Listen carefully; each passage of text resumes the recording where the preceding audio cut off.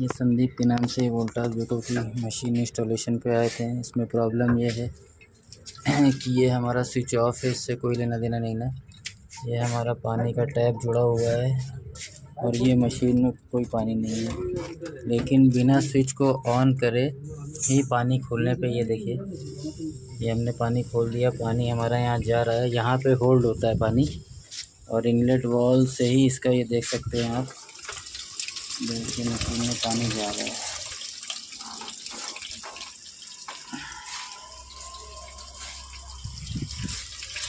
पानी जा रहा है, ये सीरियल नंबर है इसका।